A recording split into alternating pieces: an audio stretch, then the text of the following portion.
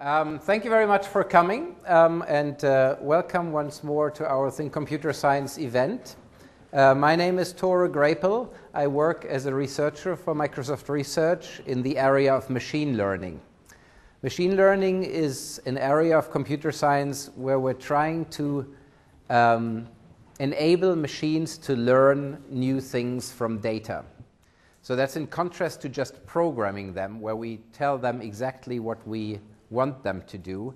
In machine learning, we try to expose them to data and have the machine recognize regularities in the data and enable it to make predictions on this data. And today I'm going to talk about one application of this, namely the analysis of Facebook data. This is joint work with my colleagues Pushmeet Kohli, Yoram, Michal, and David here. Unfortunately, they can't be here, so I'll talk for them. So here's what we're going to cover. I'm going to discuss which hidden traces we all leave in the digital world by doing stuff online, on the web, on our phones, and so on. I'm going to talk about the notion of correlation and how correlation enables us to make predictions of things. And the things we're going to predict will be things like people's intelligence or their personality traits or how happy they are. Because all of these things can in fact be predicted about you if you leave enough data on the web. I'll explain how we go about predicting things, how we build such an algorithm, a method that takes this data and then enables us to make these predictions about people.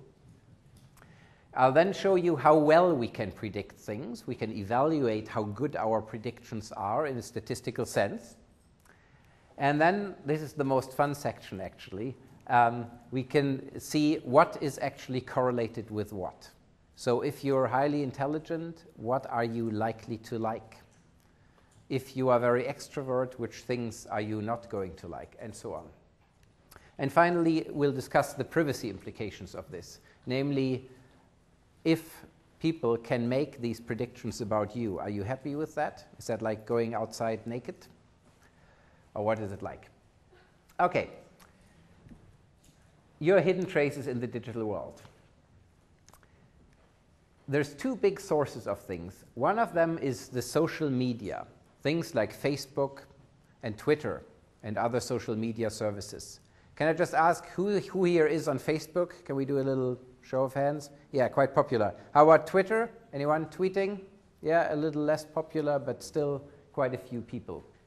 So obviously, whenever you put an update into Facebook, or you write a tweet, or you like something on Facebook, or you befriend someone, every time some piece of information is gathered about you.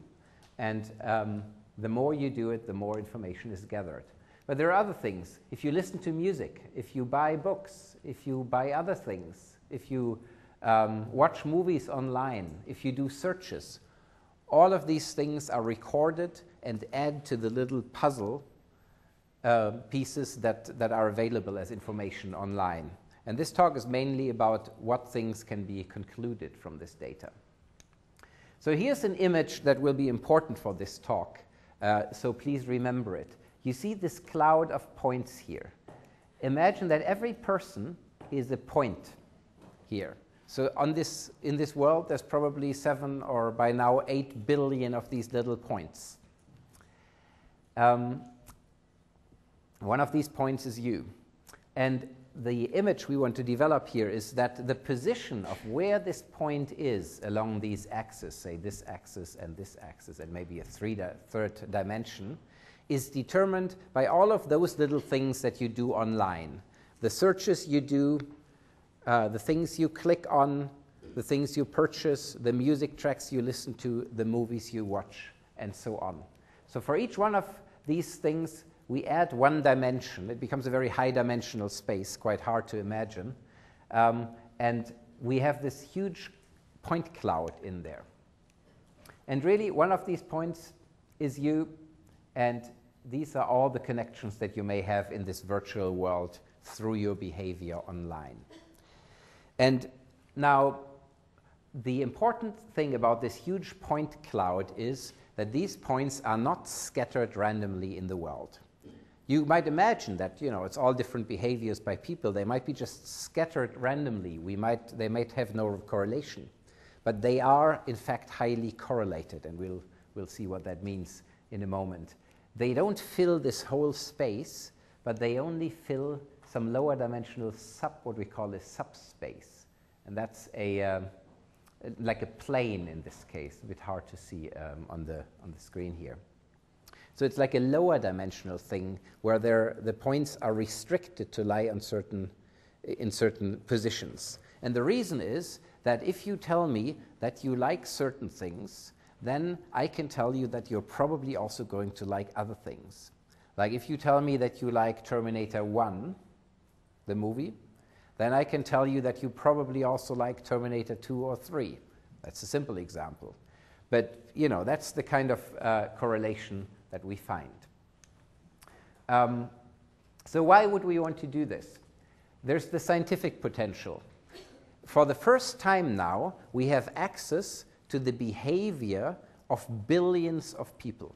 You know, in the past, there were people and they were going about their ways and they were buying a book here and listening to music there, but nobody knew about it centrally. You know, there wasn't one instance that knew about all of these things. But now, because everything's wired up and most things are happening in the digital world, on the web, all of this information is now logged. And so one can pull together these data and know all of these different things about people. And we'll see an example of that. And what that enables us to do is to understand how things work, you know. Are people who like this particular thing, do they also like this other thing? And it can give us scientific understanding. How are people similar to one another? How do they differ? Questions like that from psychology and sociology. But there's also business potential. If you think about it, a good recommendation system, for example, if you go online and you buy something and the system then, you buy a book and the system then suggests some other book to you that is related and that other people have liked that are like you, then you're more likely to buy it, right? Similar for video games, for videos, and so on. And so there's great business potential in understanding what users want, because if we can predict it, we can make them better offers, and that generates business. It's not a one-sided thing. It's a good thing, right? If you want to find out more interesting things and the service online can tell you what that is, we just have to strike the right balance. Now, in order to develop the necessary understanding, we need to find explanations that we can understand. And while it's very difficult to understand a 10,000 dimensional space of all the different behaviors of people, what we can understand are things like the personality of people. Is this an extrovert person or an introvert person? Things like that. The intelligence of people, how smart people are, or how happy people are even. And these are called psychometric measurements. And the science of psychometrics has developed methods to measure these things. And if we can relate our data to this kind of interpretation, then it will be much easier for us to understand what's going on. Okay, so let's discuss these a little more. Personality. There are many ways in which personality can be measured, if you like. One very popular way is the so-called Big Five personality traits. They are openness, conscientiousness, extroversion, agreeableness, and neuroticism. For example, openness is an intellectual openness. If you're curious about things, and if you want to find out about new things and have adventures and stuff like that, then you're high on openness. If you rather stay at home, always do the same things, then you're not so high on openness. Conscientiousness is related to self-discipline, acting dutifully, striving to achieve certain results. You know, the things that schools would like us to be. Not all of them. I'm German, so conscientiousness is often ascribed to us because we are punctual and we have some of these things. I can assure you nothing is further from the truth. There's extraversion, which is a well-known thing. We talk about this, right? He's an extrovert person, he's an introvert. There's agreeableness, which is this kind of compassion, thinking about the well-being of other people. You can score high or low on it. And finally, there's this dimension of neuroticism, the opposite of which is some kind of emotional stability. I'm sure you've all run into neurotic people, right? Anyone who hasn't run into neurotic people in their lives? No, that's what I thought. Because those encounters are often most memorable. Very few people forget about them. Okay, so those are big 5 personality traits. How are they measured? Can I ask, who here has taken a personality test before? Yeah, show of hands? Yeah, so there are a few. I'll show you some example questions and then you can see. For example, one question might be, is it harder for you to utilize others or identify with others? If we can just maybe have a show of hands, is it harder for you to utilize others? Anyone? Make use of others? Difficult? Or to identify with others? Is that difficult? Okay, so we have different people answering differently to these questions because people have different personalities. Which rules you more, your head or your heart? Head? Heart? You see, different people answer differently because they have different personalities. At parties, do you stay late with increasing energy? Yeah, anyone? Or leave early with decreasing energy? Yeah. See, people differ. And so here, each one, there were 2 answers for each one of them, so there were 8 different ways in which one could have answered this. You see that might already point to different personality types that we could have discovered through such a test. Of course, it all relies on people answering truthfully, right? If someone wanted to project onto others the idea that they are maybe extrovert where really they aren't, then they could lie about those questions. Okay, here's another one, general intelligence. So this is an interesting one. If I tell you, say, you're an introvert, you might say, okay, maybe he's wrong, but it's not offensive, right? But if I told you that you were very intelligent, then you might be pleased, right? So intelligence carries some value, so it's a slightly trickier topic. People have developed this IQ score, which is centered at 100 and is normalized such that the population follows this kind of bell curve. So what this basically says is that most people have an IQ in the region between 90 and 110, and that there are fewer people who have a higher intelligence score and few people who have a lower intelligence score. I don't know if that matches your experience. When you meet people, do they tend to be smart or dumb? Well, how is this measured? Anyone taken an intelligence test before here? Yeah, the show of hands? Yeah, some people have taken those. So here's an example one. And now I really hope you'll do better than the previous group on this one. Put everything into that you have. So here's an intelligence item. It's basically a little test item. It's made out of these 9 shapes. 1, 2, 3, 4, 5, 6, 7, 8. The 9th of them is missing. And your task is to identify the right answer among these 8 possible answers. So kind of try to see which one of these things here fits in here so that this whole thing would make sense. You understand? So kind of mentally shift this square in here and think, okay, does that picture make sense?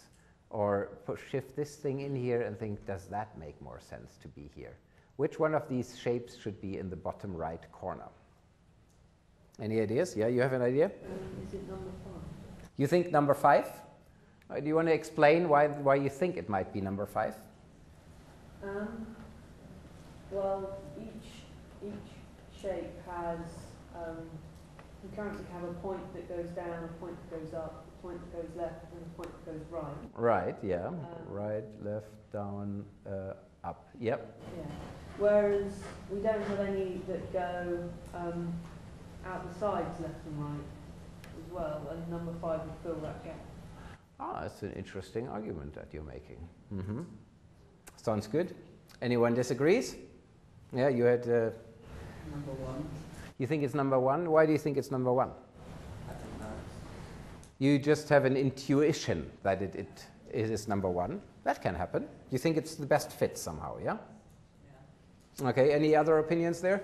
I think it's one because if you look at the other shapes, they have black squares where in the direction of another white square, and in the house shape there's no other white squares, so there's just one square and no white square. Okay, interesting. Okay, let's have a little show of hands.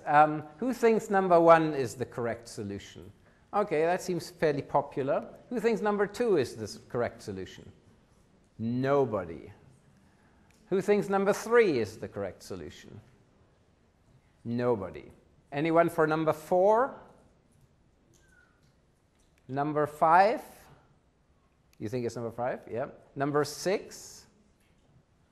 One number six. Okay. Number seven? Number eight.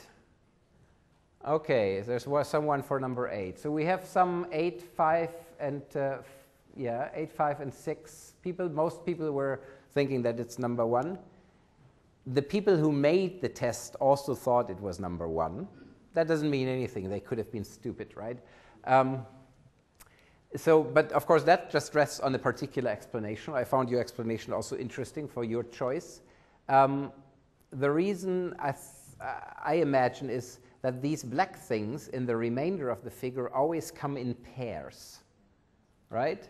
And since there are no outside black blocks here, the only way of keeping with that rule that blacks always come in pairs is by putting the empty one here, because then that rule still stands, whereas with every other one it would be violated, that you have these black ones in front of one together, so to speak.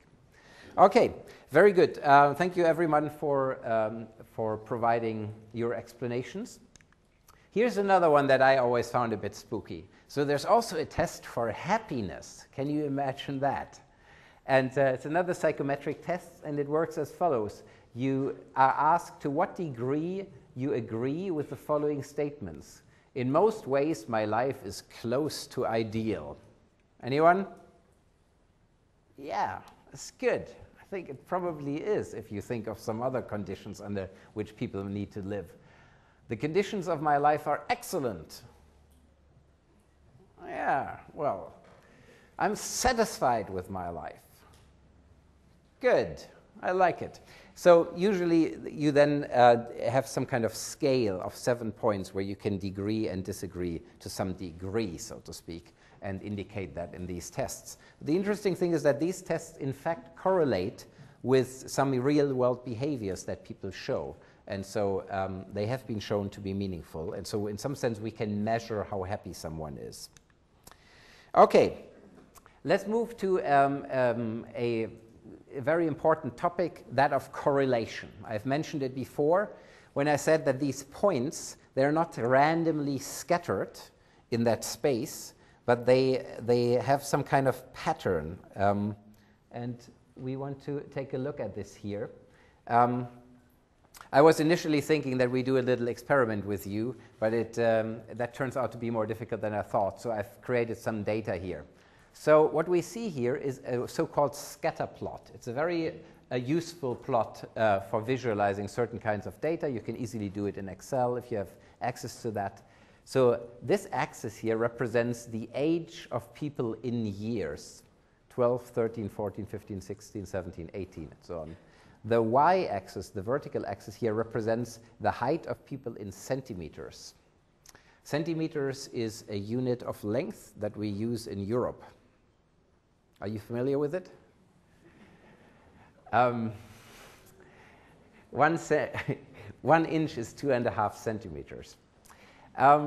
So now, what does this plot mean? So every point in this plot is it represents a person, and for example, this person here was 13 years old and was 145 centimeters high. This person would have been 14 years old and 155 high, and so on. Yeah? And so what do we mean by correlation? Positive correlation here means that there's a trend line, if you like.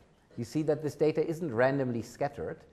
there's some kind of dependency, namely when people grow older, they tend to be of greater height. Yeah, they tend to be taller. It's not a deterministic law. It's just, you know, there's variation here with different people, but the trend tends to hold true simply because there's this growth period during these ages, and people tend to grow older. Of course, later on they'll, you know, become a little smaller again, but that's much later. So that's the kind of correlation that we're talking about, age and height. And now take that idea and transfer it into the world of all of these little online behaviors, buying this book or not buying it, watching that movie or not watching it. And just as height and age are correlated, so are some of these behaviors correlated or possibly anti-correlated, which means if one of them is high, the other one tends to be low. So that's what correlation is about. Okay, if we go back to the prediction task, how do we actually go about predicting things? And the key to prediction is really data. We need to have a data set that enables us to learn what the dependencies between things are.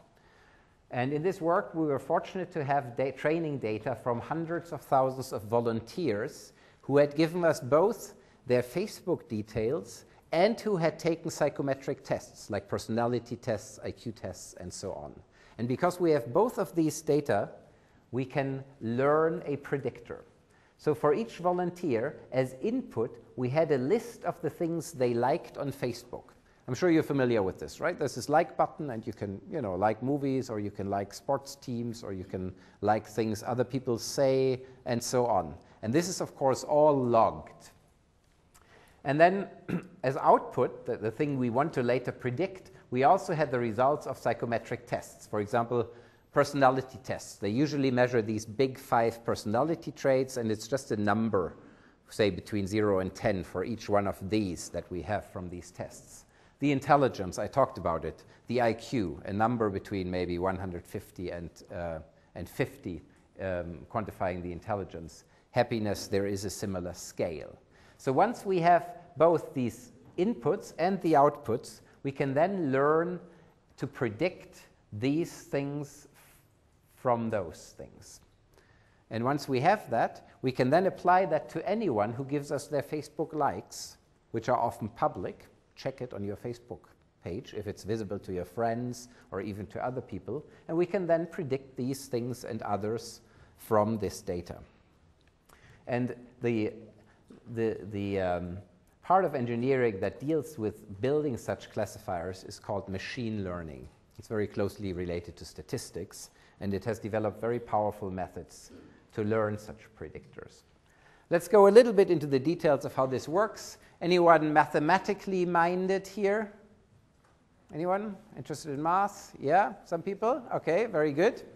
I'll keep it light. So I hope you know what a matrix is. A matrix is a grid of numbers that has certain properties, yeah? A table of numbers, if you like. And our starting point is such a table.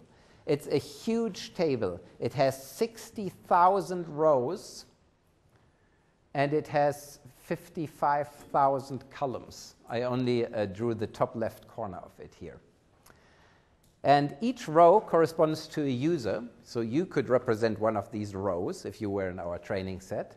And each column represents something that you might like or not like on Facebook. For example, philosophy, CNN.com, the brand BMW, your favorite artist, whatever. And this matrix is filled with zeros and ones. For example, if user 2 doesn't like philosophy in particular, then there will be a 0. If user 2 likes CNN.com, the news site, then there will be a 1. So it's a huge matrix, 50,000 by 60,000, filled with zeros and ones. That's very difficult to deal with. We can think of these users as the dots, and these dots don't live in 3D space, as we're used to, but in 60,000 dimensional space. So, like this picture shows. Now, we use a method called singular value decomposition to find the structure, to find this lower dimensional structure in the data. You see here, this looks fairly arbitrary, but in fact there's this lower dimensional structure. It's all on one plane here, and we can find a new coordinate system that just describes the data within this more meaningful way. And from then on, we can build prediction models. In this new representation, we still have a big matrix with 58,000 users here, but now we have only 100 numbers describing each user. So it's like a compression. We now have 100 numbers, like a digital DNA of a person, that describe what they like and dislike. And then what does prediction mean? Prediction means, for example, if we want to predict intelligence, that means we need to find a direction in this space, like this arrow here indicates, such that people whose dot is oriented in that direction, like these people, they would be high on intelligence, and people whose dots are on the opposite side are low on intelligence. And finding the direction of this arrow, that is basically the learning task that we do from data. So, question, how well can we predict based on this? And so this study got some news coverage, and so I'll let the reporter tell you what kinds of results came forth. And chalked up another one for big data. A University of Cambridge study analyzed what 58,000 U.S. Facebook users said they liked and compared it to detailed profiles and personality tests that these users later took. And the result was surprisingly accurate estimates of race, age, political views, and even sexuality. Accuracy was lowest, about 60%, when it came to predicting whether a user's parents were still together when they were 21. People whose parents divorced before they were 21 tended to like statements about relationships. Drug users were ID'd with about 65% accuracy, smokers with 73%, and drinkers with 70%. Sexual orientation was also easier to distinguish among men, 88% right there. For women, it was about 75%. Gender, by the way, race, religion, and political views were predicted with high accuracy as well. For instance, white versus black, 95%. Now, here's the key. The more you like something on Facebook, the easier you are to analyze. The correlation of someone's age to the model's prediction rises steadily as the number of likes to analyze increases as well. Ditto for gender. So keep in mind that just because you think you're not revealing a lot of personal details on Facebook, you're still spreading the word to the outside world as well as those online marketers. That is today's Off the Charts. Okay, so that was a fairly good summary of the results of this study. Let's take a look at this again. These are things that we attempted to predict based on people's Facebook data, in particular what things they liked on Facebook. And the longer the bar, the more accurate the prediction. And the measure we use here is called area under the curve. It basically tells you that if you have, say, one female and one male person, what's the probability that you will get that right, that the algorithm will correctly determine which one was the male and which one was the female? So for gender, that is fairly easy. Apparently, the things people like on Facebook are quite different depending on if they're male or female. I think you can probably confirm that from your experience. We can also identify gay people from what they like on Facebook. This might not be a great surprise. Some of these things can be quite obvious because if you, for example, like a gay site, then that makes it much more likely that you would be gay. It doesn't have to be. It's all statistical correlations. We can identify political views. So this study was carried out on American data. So there you have the Democrats and the Republicans in the political spectrum. And it's possible with 85% accuracy to distinguish if someone is a Democrat or a Republican based on what they like on Facebook. Similarly for the religion, and there are also these much weaker effects that drug use and if the parents were still together at 21 years old of the child can be predicted to some degree.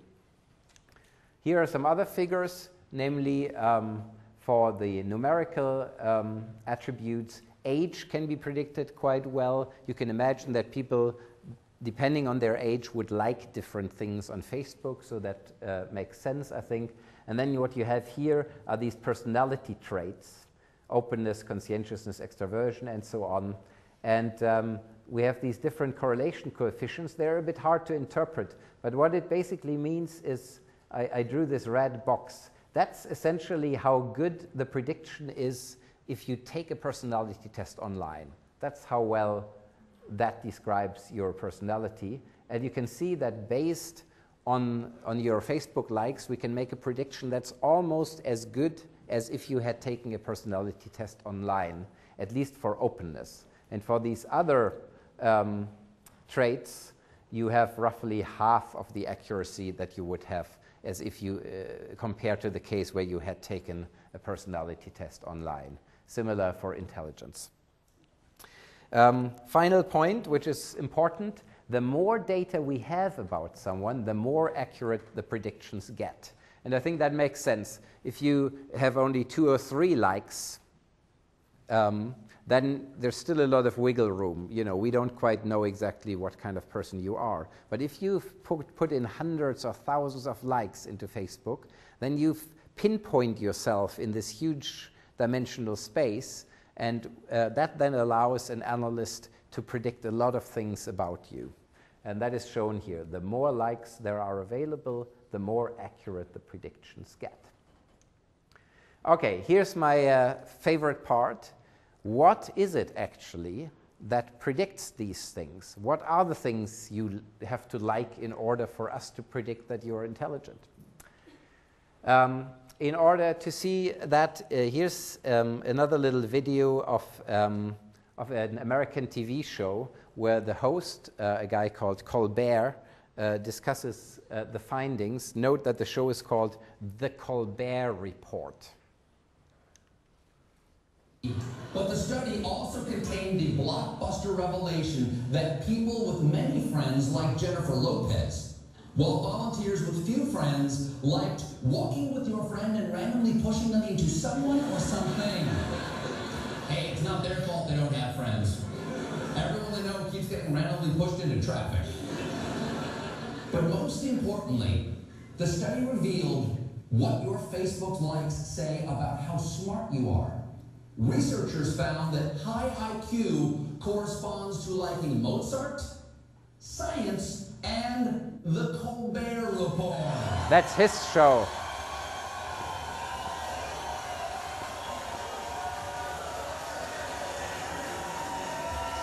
That's right. What can I say? That's right, folks.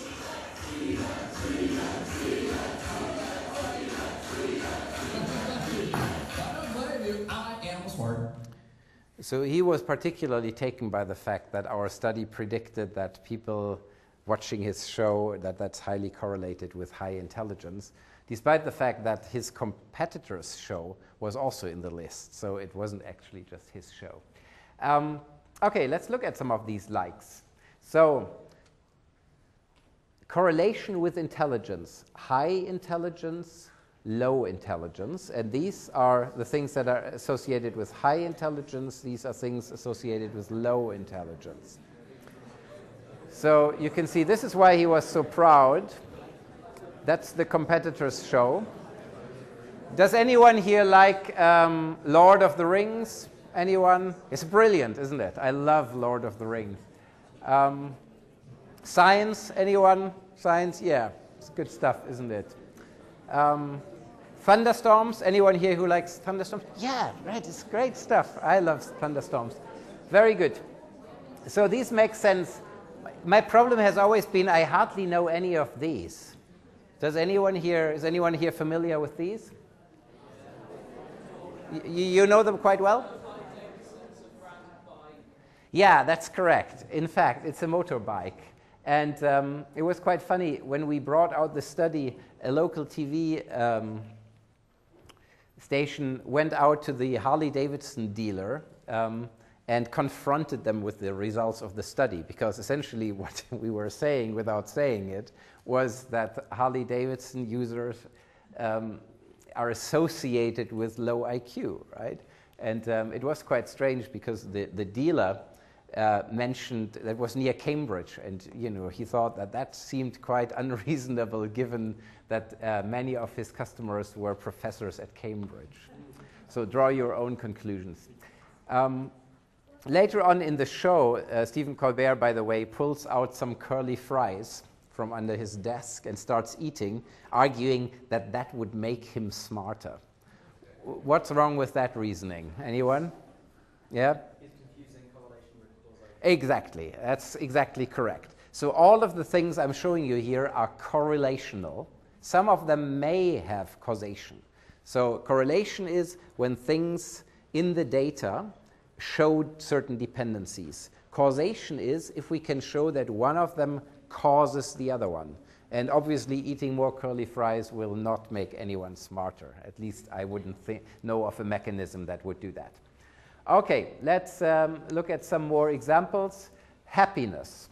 So these are the likes that are associated with being happy, and these are the ones that are associated with being dissatisfied.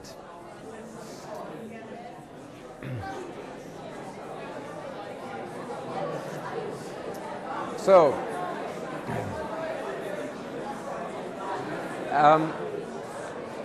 any readers of Pride and Prejudice here?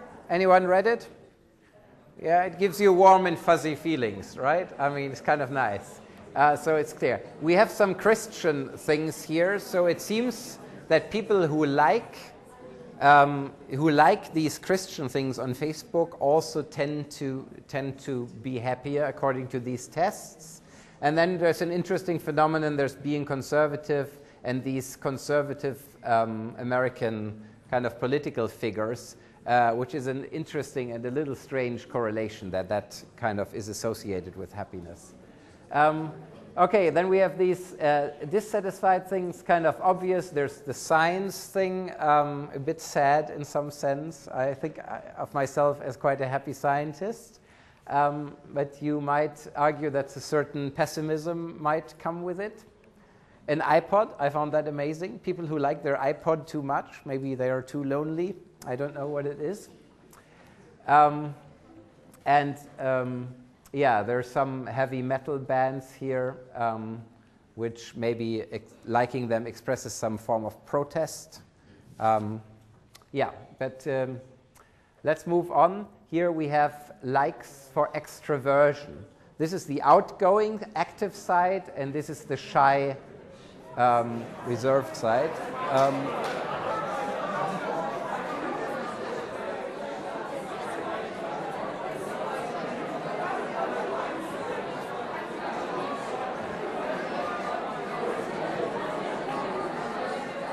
Okay, so can we quickly discuss this?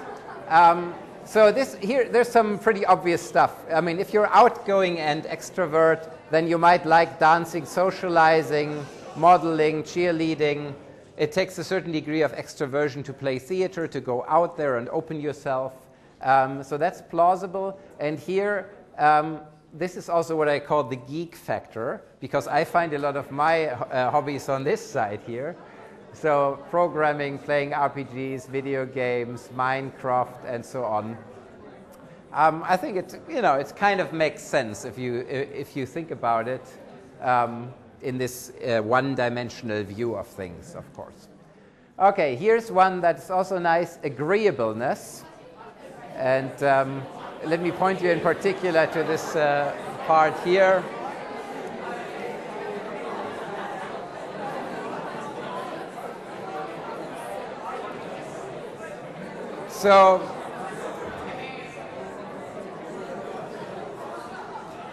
So I think the bit that makes sense here on the left is the association with Christianity. I mean, the basis of Christianity, if you think in psychometric terms, is agreeableness in some sense, and that kind of kindness.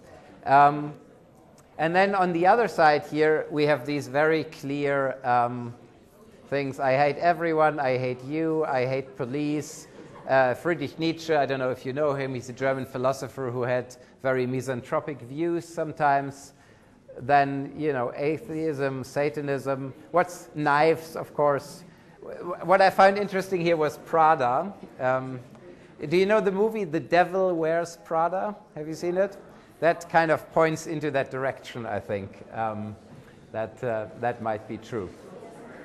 Okay, so you see, the analysis can not only bring out how well we can predict things like personality, IQ, and so on, we can also find out from the analysis which things are associated with high intelligence, low intelligence, different types of personalities. And so we can understand this whole space better through these interpretable notions that psychometric gives us. Okay, final thing I would like to quickly discuss is, do you want them to know?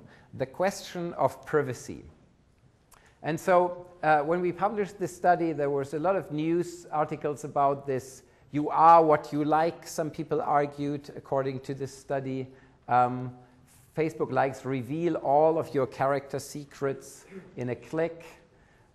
Clicks that tell the world all it needs to know about you. You know, it's all very revealing about people, breaking into their privacy potentially.